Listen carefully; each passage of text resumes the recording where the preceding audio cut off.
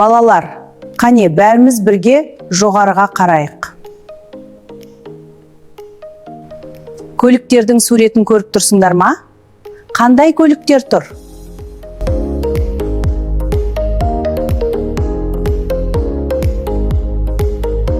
Дұрыс айтасыңдар.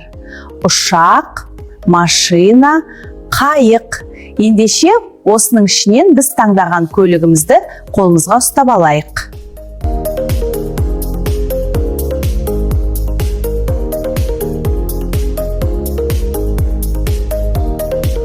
Қайықтың суретін алған балалар, менімен бірге жүріңіздер.